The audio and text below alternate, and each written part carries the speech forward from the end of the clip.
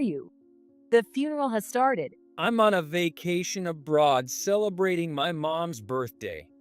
The sudden farewell to my father, who raised me all by himself, was something I wasn't prepared for. Even though he was always busy with work, he showered me with love, and I still love him to this day. However, my husband and mother-in-law, Emily, didn't care about my feelings at all and laughed at me over the phone while I was grieving. I felt more disappointment than anger, and I lost all strength in my hands. At that moment, the one who was angrier than anyone else was my father-in-law, Casey. What? Usually, Casey is always smiling, but at this time his face was twisted in anger like a demon. And then Casey said something completely unexpected. Let's sell the house and leave those two with nowhere to return to. People like them aren't family. After my father's funeral ended, Casey immediately started taking action. What followed was a relentless punishment that left my husband and Emily's lives in complete chaos. My name is Kate Smith. At 30 years old, my life has been a monotonous routine between work and home. I've been working at a company that can't even be called a good work environment, and have missed out on any great relationships for the past 10 years. My father, Jack, was very worried about me. Hey, don't you want to get married? It's not that I don't, but work keeps me so busy that I don't really have the chance to meet anyone. It's a bit disappointing, but I'm happy spending time with you, Dad, so it's okay. Currently, I live with my father in our family home. My mother passed away when I was young due to illness. It was so long ago that I don't even remember it. So to me, my father was my only family. Now, my father is skilled in cooking and household chores, but it's surprising to think that he struggled a lot in the beginning. My father, who balanced work and raising a child, must have had much more difficult days than I do now. Thinking about that, I feel like I want to value the time with my father more than my own happiness. One day, my father brought up a marriage proposal to me. My colleague's son is looking to meet someone. How about just meeting him? At first, I was just thinking of meeting him to make my dad happy. But when I saw the man for the first time, I was instantly attracted to him. His name was Tanner Smith. He's 2 years younger than me and is supposed to be the next president of his father's company. He's a promising young man. With his bright personality, we quickly hit it off, and after a few meals together, Tanner proposed to me. And so, before I knew it, I, who had been far from love until now, was suddenly getting married. Our marriage was celebrated by many, including my friends and colleagues.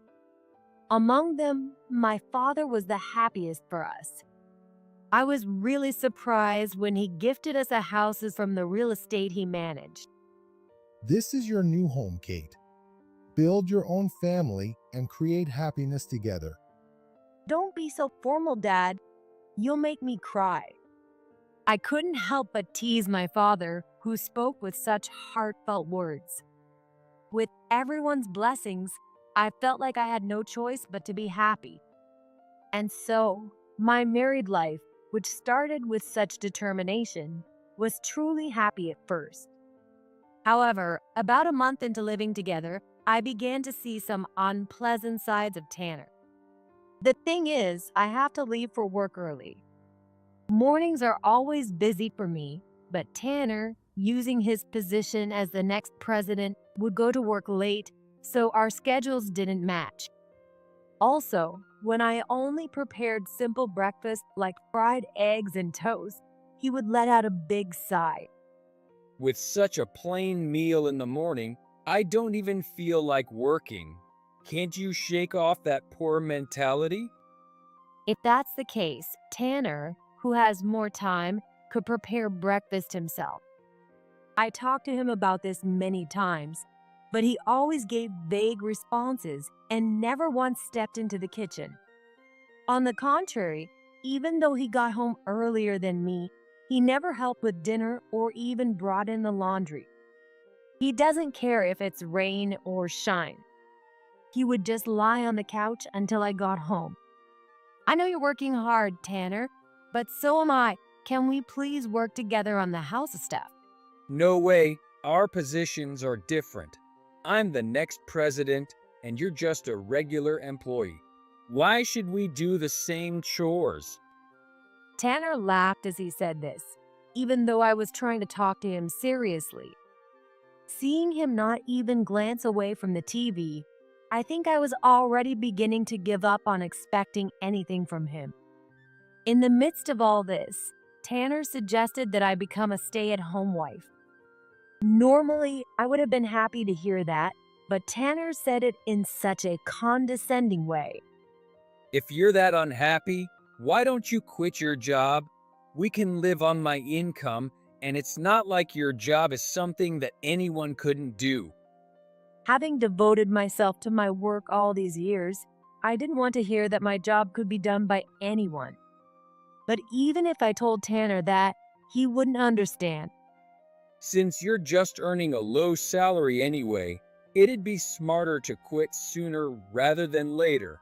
Though I guess you wouldn't want to, since then you'd have no excuse not to do the housework. Even though Tanner said this with a smirk, which bothered me, I also knew I couldn't keep working forever. If I had a child, I'd need to take maternity leave. Judging by how Tanner is now, he probably wouldn't help with the housework even if I were heavily pregnant, and I doubt he'd take care of our future child. Considering all of this, I thought it might be necessary for me to become a stay-at-home wife sooner rather than later to take care of our home. All right, I'll quit my job then. I'll take care of the house, and you can focus on your work. Even if you don't tell me to, I'll still become super rich. I'm about to be the president after all. After we decided on this division of roles, Tanner started to look down on me even more. If he didn't like the food I made, he'd post pictures online with nasty comments, and he'd even tell his colleagues and relatives about it. He ignored all the effort I put in and only spread negativity, and I was getting fed up with his behavior. Moreover, after I became a stay-at-home wife, I had even more worries. It was about my mother-in-law, Emily. About a month after I quit my job, Emily suddenly started coming over to the house. It didn't feel like she was coming over to hang out. It felt more like she was asked to watch over me, constantly keeping an eye on everything I did. Our relationship was already stressful enough, but being stared at like that made it even more stressful than work. When I let out a small sigh, Emily glared at me and scolded me harshly. You don't even work, but you're acting all tired? I'm sorry, but I can't relax with you watching me all the time. It feels like I'm being monitored. You are being monitored. I'm here to train you to be a wife worthy of my son. To Emily, I was nothing more than a housekeeper to make Tanner's life easier. She had always been overprotective, so I wasn't surprised. But I really hoped she would cut back on the visits. I decided to ask Tanner to gently convey my feelings to her. I get that she's concerned, but it's not pleasant for me to feel like I'm being watched. Could you, as her son, kindly ask her to ease up? The next day, Emily stormed in early in the morning, her face red with anger. Kate, how dare you tell me not to come here when I'm only thinking of your best interests? I jumped up in surprise at Emily's fury. Next to me, Tanner was laughing at my reaction. I told Mom exactly what you said, that you didn't want her coming over because it makes you uncomfortable. What? You knew she'd get mad if you said it like that. Why would you do that? Because it seemed like it'd be funny. And look, it is hilarious. No matter how much I tried to convince Emily, she would only believe Tanner's words. Since that day, the pressure from Emily intensified. Sometimes I was even summoned to their house to do cleaning and laundry. I think I endured this kind of life for about 6 months. One day, I suddenly realized that I hadn't been in touch with my father much since getting married. I want to talk to Dad, but I don't want to worry him. He even got us a house, and I feel bad for letting him down. I pulled up my dad's number on my phone multiple times, trying to call him, but then I'd rethink it. I was struggling, and if I called him now, I'd just end up complaining. I decided to hold off for a little longer until I could talk to him with a smile. I kept putting off contacting my dad, but this would turn out to be the biggest regret of my life. A week after I decided not to call him, I suddenly got a call from the hospital saying that my dad had collapsed. The hospital was at a university far from home, and I couldn't get there without a car. Since Tanner had taken the car to work, I contacted Casey on the off chance he could help. As it turned out, he was off that day and was able to drive me to the hospital. I can't believe Jack collapsed. You must be so worried, but try to stay strong, okay? Yes, thank you. It took about an hour by car, but we finally made it to the hospital. We rushed to the room, out of breath, but my father was lying there, connected to multiple tubes, unable to wake up. That's when the doctor told me something shocking. Apparently, my father had been suffering from a serious chronic illness for some time. He had been secretly undergoing treatment since before I got married. As his condition worsened, it seems my father knew this was coming. Dad, did you try to arrange a marriage for me so I'd be happy before this happened to you? If that's the case, I didn't want this kind of married life. I wanted more time with my dad. I wanted to tell him that, but he wasn't waking up. I deeply regretted not calling him sooner. As I was sitting there by his bedside, feeling down, Tanner called me. When I looked at my phone, I realized it was already evening. I'm sorry, something urgent came up, and I won't be able to come home yet. What? How should I know? Why isn't my dinner ready? Tanner, not listening to a word I said, just kept yelling at me. Casey, who was next to me and overheard our conversation, looked at us in disbelief. Actually, my dad collapsed and is in the hospital. He hasn't woken up, and it's serious. I want to stay with him today, so could you handle dinner? No, you're a stay-at-home wife, right? You don't get to slack off. Just come home and take care of the houses, then do whatever you want. Casey, unable to bear Tanner's words any longer, took the phone from me and scolded Tanner. I've been quiet this whole time. But what on earth are you saying? Kate's dad collapsed, and she's worried sick. Casey handled the situation with Tanner, and I ended up staying at the hospital that night. Let him handle the house himself. Only you can take care of Jack, so please stay with him. I'm heading home, but if you need anything, just let me know. Having been treated like a servant by Tanner and Emily, I was so touched by Casey's kindness that I almost cried. I thanked him sincerely and focused on taking care of my dad. Thanks to that, I was there when my dad briefly woke up. We were able to talk like we used to, even laughing together at times.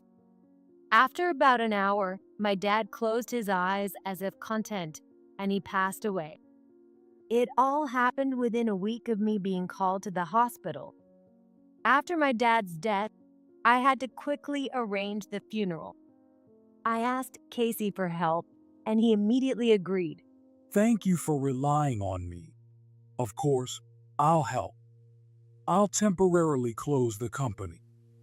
This is an important farewell for the family. I also contacted Tanner. When he answered the phone, he sounded extremely annoyed. What? your dad passed away, so you're finally coming back. The laundry is piling up, so hurry up. What kind of response is that? Anyway, my dad's funeral is tomorrow. You'd better be there. Yeah, the company's closed, so I'm free. I'll drop by. Even though he didn't have much of a relationship with my dad, his attitude was still appalling. I figured Emily would have a similar reaction, so I left it to Tanner to tell her. And so, the day of my dad's funeral arrived. Even though it was sudden, many people came to pay their respects to my father. He was always well liked by his friends and colleagues, so I'm sure he would be happy to see this. I felt proud as his daughter, but there was still one important person who hadn't shown up yet. Finally, the funeral started, and I could no longer wait. I couldn't help but call that person. Hello, Tanner? Where are you? The funeral has started. Despite all the reminders, Tanner and Emily hadn't shown up. On the other hand, Casey had arrived earlier than anyone and was helping me with everything. Apparently, Casey had heard that Tanner would be coming late with Emily. However, he didn't think they would actually miss it. When I asked where he was, I got a reply through a bad connection.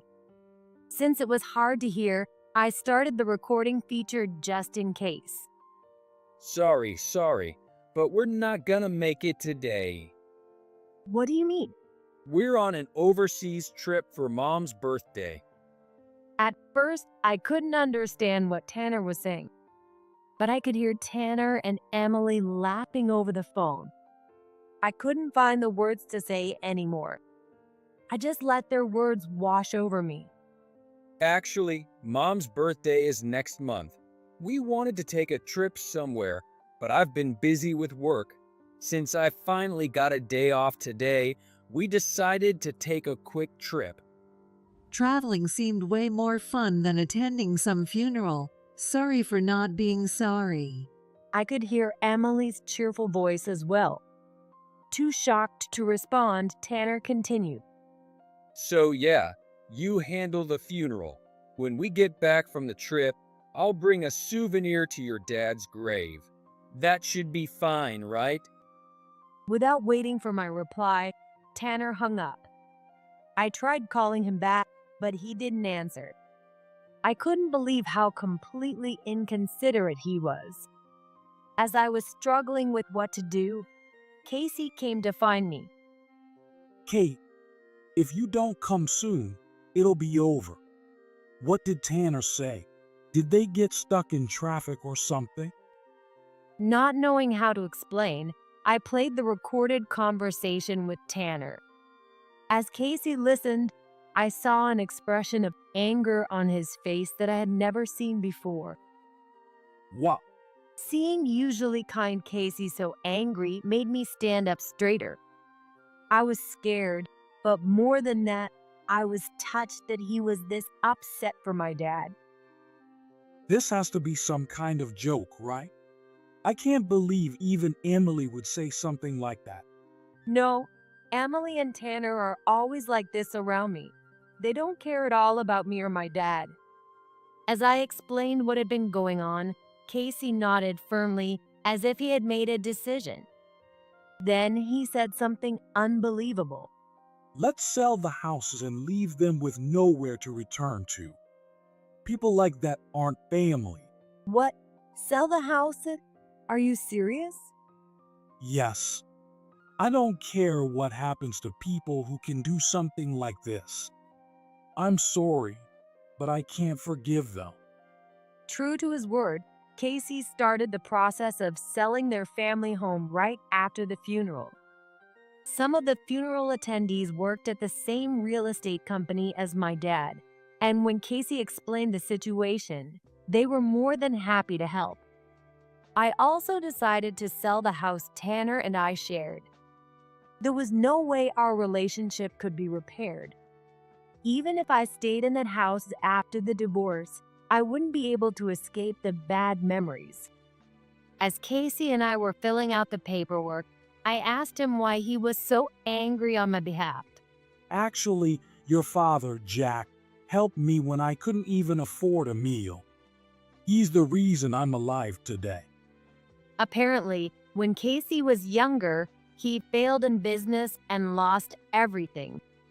My father found Casey in a park after he had lost his home and everything else. He took Casey in as one of his employees and paid him a salary.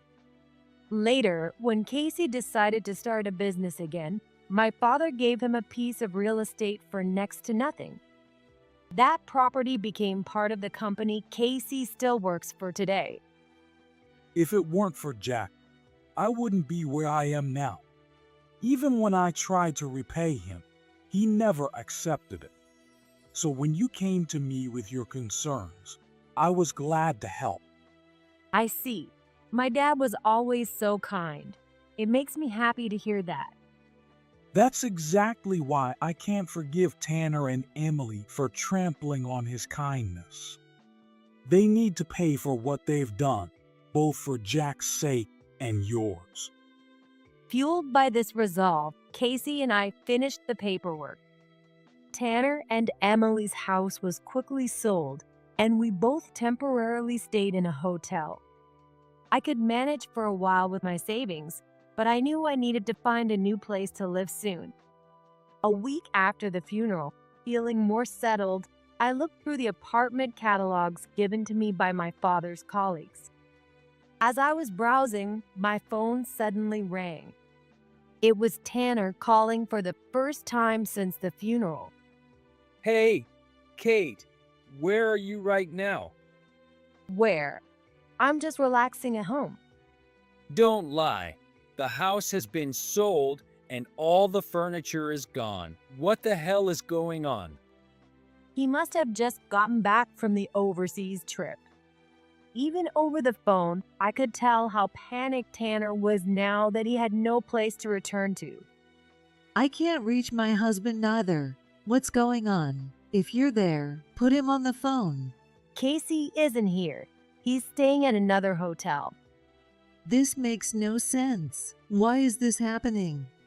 Emily, sounding like a victim, demanded answers, so I told her how furious Casey had been at the funeral. Of course, I made it clear that I wasn't going to forgive them either. I'll be filing for divorce with Tanner through a lawyer, so be prepared. Divorce? You think you can threaten me with that when you're just an unemployed freeloader? Even at this point, Tanner still looked down on me. It's true that if I kept spending my savings on hotel living, I would soon run out of money. However, I had already found a job and was set to start tomorrow. Sorry to disappoint you, but I'm not a freeloader anymore. I'm going to work and take care of myself. Ha! Don't get cocky. No matter how hard you work, you'll never surpass me. You could have been the wife of a CEO if you had just stayed quiet. You'll regret your decision. With those words, Tanner hung up. I immediately blocked his number, cutting off all contact with him. I wasn't going to call him again, and I felt justified in doing this. Anyway, I'd have to face Tanner again eventually. Thinking about how clueless Tanner was about what was coming lightened my mood a bit. The next day arrived, and it was my first day of my new job. Putting on a suit for the first time in a while, I felt my posture straighten. I used to wear one almost every day, but it was surprising how much I had lost the feel for it in just 6 months. After arriving at the office, I headed to the CEO's office first. The CEO kindly explained my duties, which helped ease my nerves a little. As I was preparing to ask more questions, taking notes, a man suddenly walked into the office without knocking. The man's eyes widened when he saw me. Well, if it isn't Tanner, what a coincidence to run into you here. What are you doing here, Kate? It was Tanner. He was looking more flustered than I'd ever seen him, wiping the sweat from his forehead as he turned to the CEO, Casey. Hey, What's going on, Dad? There was a notice on the board. It said I'm fired and that Kate is the new CEO. What's this about? Exactly what the notice said. You're fine. From now on, Kate will be the successor, and I'll be mentoring her. Hearing it directly, Tanner gave a dry laugh as he staggered back. Is this because I missed that funeral? It's normal to prioritize your own mother over someone else's father, isn't it? I'm not saying you should prioritize one over the other, but the way you spoke about Kate's father showed me that you're not fit for this company. Tanner gritted his teeth and glared at me. I could hear him mutter something about me being a snitch. I regret it, okay? I just lost my temper that day. I've heard from Kate about your usual behavior. You've been treating her like a servant, making her do all the work while you criticize her cooking. There's no point in lying now. Casey cut him off, leaving Tanner at a loss for words. Desperate to take me down from the position of the next CEO, Tanner pressed Casey. But why Kate? Even if I'm not fit, there are other more capable employees. Did you choose her out of pity? No, I chose her because I judged her to be the right fit based on her skills. Surely, you must have noticed that too? Tanner was once again at a loss for words after hearing Casey's statement. The truth is, after becoming a housewife, I wasn't just doing chores. It all started with small requests from Tanner. Sorry, Kate. I really need to get these materials ready by tomorrow. Could you help me summarize them? I have to go in early tomorrow, so I need to get to bed soon. Back then, Tanner wasn't as demanding, and I wanted to help him, so I did some simple paperwork for him. I was used to that kind of work from my time as an employee, so it didn't take much time. It was a nice change of pace, something I could do between chores or before bed. But those requests kept increasing, and the tasks became more complex. Before I knew it, I was doing work every day, including creating documents that required a detailed understanding of the company's operations. Meanwhile, Tanner continued to criticize me, saying I wasn't doing enough housework or that my cooking was bad. It's almost laughable. But thanks to all that, Casey recognized my abilities, so I guess I should be grateful that Tanner was such an over-the-top fool. Tanner, I wanted you to become a respectable person, so I burdened you with the responsibility of being the next CEO from a young age. But you used that as an excuse to look down on others. But I'm the chosen one, and I've worked hard, so what's wrong with that? Casey sighed deeply as Tanner complained in a pitiful voice. I felt more disappointment than anger at Tanner's pathetic display. Kate's father was a brilliant man who earned a lot of money. But despite that, he didn't look down on me when I was destitute. He recognized my potential and helped me. I wanted you to become someone who could extend a helping hand to those in need, just like Jack did for me back then. To help others, you need to be fulfilled yourself. It was a lesson that Casey could only teach because he had learned it the hard way. Realizing that Casey wouldn't change his mind, Tanner rushed over to me and started begging for forgiveness. Kate, I'm really sorry for everything. I'll change, so please forgive me. I'll do anything to assist you, whatever it takes. Just don't let me be fired. That's a pretty convenient apology. No matter how much you apologize, it doesn't erase the things you said about my father. I'm not canceling your termination or the divorce.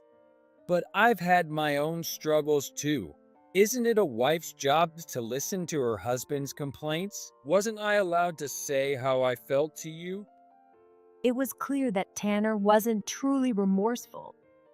He quickly covered his mouth with his hand, realizing he had said too much, but it was already too late. He repeatedly begged for forgiveness, but when he saw that I wasn't going to change my mind, he dejectedly began to leave the CO's office. I'll at least get severance pay, right? You're not getting severance because your termination isn't due to company reasons. Plus, we have recordings of your behavior, so there will be alimony. You should prepare yourself. Finally understanding, Tanner left, slumping his shoulders. After talking with Casey for about an hour, I returned to the office and noticed that Tanner's desk was completely cleared out. He had worked here for years, but it all disappeared in an instant. I made a mental note to never get so carried away that I lose everything like Tanner did. A week later, as I was slowly getting used to my new job, I returned home while it was still daylight. Though I had adjusted to living in a hotel, I knew it was time to find a new place to live. To my surprise, Emily was waiting for me at the hotel front desk. Of course, I had only told Casey where I was staying, and he would never have revealed it. As I stood frozen in fear, Emily noticed me. Just days ago, she would have either mocked or scolded me upon seeing me, but now she was waving energetically and running towards me like an old friend. Kate, so this is where you've been living. I've been looking all over for you. How did you find out? I never told you where I was staying. I heard you were working at Tanner's company, so I followed you, of course. She answered proudly, as if unaware that she was doing something wrong. By the way, you've been doing whatever you please, haven't you? I get that you acted out of anger, but didn't you think I might get back at you? Her unsettling smile made me tense up. However, Emily just kept smiling without making any move to harm me. Honestly, I can't stand you, but if you take care of me from now on, I'm willing to forgive you. After all, even if we're just in-laws, you're my daughter. I need to make some concessions, don't I? I'm already set to divorce Tanner, so I'm not your daughter. Tanner is your only child now. That boy turned out to be useless. It was a waste to have raised him so carefully. What she said about her own son was so heartless. Even though it was about Tanner, I found myself getting angry. Do you think of your child as just a tool for your future? Well, that's how it ends up, isn't it? Every parent thinks that way, don't they? Including your father, of course. My father is nothing like that. I've never met anyone like you before. You're by far the worst. Without caring about what the people around me thought, I retorted with all my might. The light vanished from Emily's eyes, and she took a step closer with an unreadable expression. I backed up, but quickly found myself against the wall. Terrified, I tried to call the police, but Emily snatched my phone away in an instant. Who are you planning to call? We're family, so let's talk privately. I'm sure there's plenty to catch up on. She grabbed my arm tightly. I couldn't speak because of the pain and fear. At that moment, Casey appeared. Apparently, I had left an important document at the office, and he had come to bring it to me. Emily, what the hell are you doing? What? We're just having a little chat. Women understand each other, right, Kate? She was pretending to be casual, but the fear I felt earlier hadn't disappeared. When I started crying silently, Emily frowned in displeasure. There you go again, making me out to be the villain. Are you still going to play the victim? Emily raised her hand angrily, but Casey quickly grabbed it, stepping between us. Tracking down where she lives. That's stalking. It's a crime. What? I've lost my home and family. Where am I supposed to live now? Everything's ruined because of that woman. Emily's voice echoed through the front desk area. Just then, the sound of police sirens approached. Realizing what was happening, Emily tried to flee but found the doors locked out. The front desk staff had apparently called the police after hearing the commotion. Seeing no way out, Emily suddenly began apologizing to me. I'm sorry, I won't come again. So could you please not involve the police? My relatives live nearby, and they'll find out. I don't care. You snoop around someone's house, get caught, and then have the nerve to ask for forgiveness? That's just outrageous. You're just like Tanner in that way. I've had enough of this. Let me at least punch you once. Just as Emily clenched her fist again, the police arrived and restrained her arms. Since she was caught in the act, they immediately handcuffed her. As she was being pushed into the patrol car, yelling the entire time, she was led to the station under the watchful eyes of the neighbors. At last, the fear she instilled in me was gone. Casey, thank you so much. As long as you're safe, that's all that matters. I can finally face your father with pride. Casey patted my head, and for a moment, I thought I saw my father smiling. Within a week, everything was finally resolved. I divorced Tanner, receiving $30,000 in alimony. Since he lost his job and didn't have any creditworthiness, I made him pay the full amount in one lump sum. Despite earning a high salary, he had absolutely no savings because of his reckless spending habits. He was already losing his income, and if I had allowed him to pay in installments, there was no telling when he might miss a payment or worse, skip out on the payments altogether. Tanner hated it, but he had to borrow money from a consumer finance company to pay me.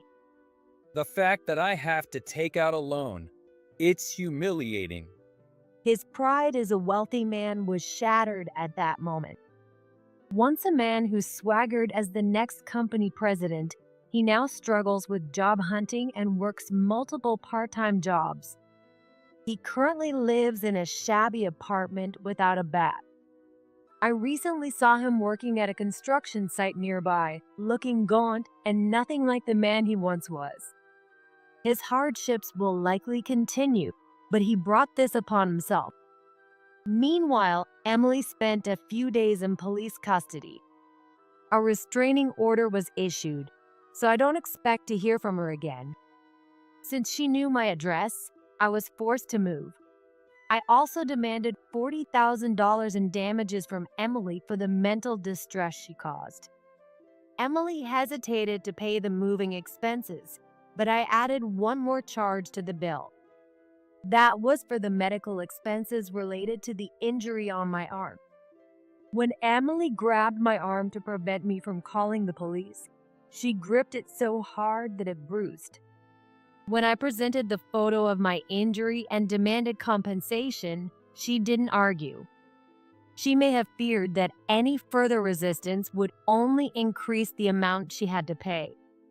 In the end, Emily paid $50,000 in full as compensation. Emily had been using Casey and Tanner's money under the guise of pocket money to buy luxury items without permission. She ended up selling everything to scrape together the money for the damages.